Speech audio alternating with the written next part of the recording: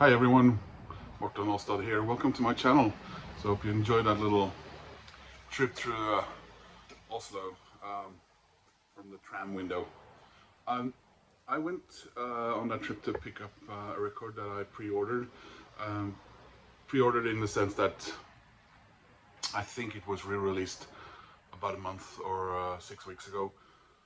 Not that I heard much about it, but it was a channel in the WoW community that announced it. So it's Zen Arcade by Hüsker Dü, or Hüsker Dü, or in Norwegian Hüsker Dü.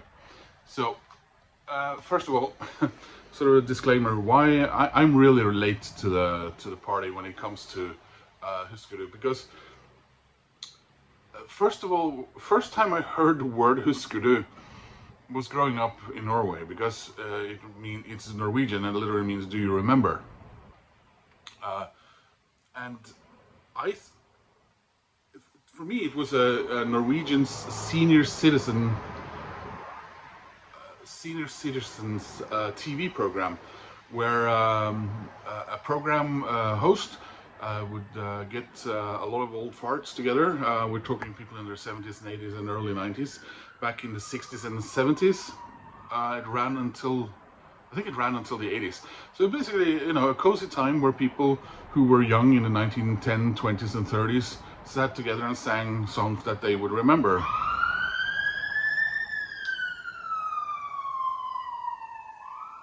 And we're living in the city of Oslo.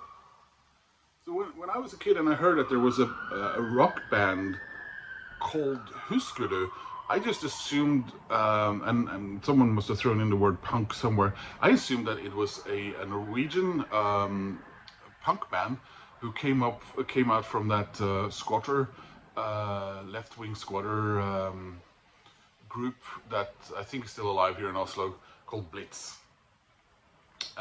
They've been occupying a house for the better part of, what is it, closing in on 45 years or something now, and they have a radio station and they have concerts there, and a lot of punk bands from Oslo, Norway, have had their beginnings there. So I thought this must be, with that name, it must be a Norwegian punk band. No, it wasn't. It's from Minnesota in America. Whoa, really?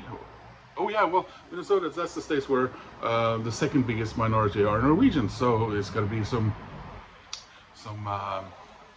kids whose grandparents took them on a trip to Norway to rekindle their knowledge of their ancestor home. No, it's not that either. Okay, but the name is derived from that. No, it's from a American board game. Okay. So I've not listened to Hüsker Dü until now. Clearly I've heard a couple of songs, and I was reminded listening to this album. So this could have been in my video that I made the other day about bands that I've never had in my collection and never listened to, but I knew this was on the way, so I excluded it. So this is I'm, and you have to remember. So this really floored me. This is massive. I mean, how many songs is on this thing? Even though they're short, it's still really. And is this their second album? And it's so powerful. Now, I was worried because I know that a lot of American punk that isn't, you know, your Green Days and Good Charlotte and Blink-182 can be fairly abrasive stuff. I mean, I've seen the Foo Fighters documentary about, is it the Bad Brains, Black Flag, the Germs and stuff like that. I don't know, you know, but so my knowledge of Hüsker Dü came generally from Bob Mould, first of all, of course. This was my first exposure to the man. Playing bass and singing on this wonderful Foo Fighters album, Dear Rosemary. And then, is it a year and a half or two ago, this was really cheap here in Oslo. So this is his whole solo career up until, is it 2019, with his other band, Sugar, and I love his voice.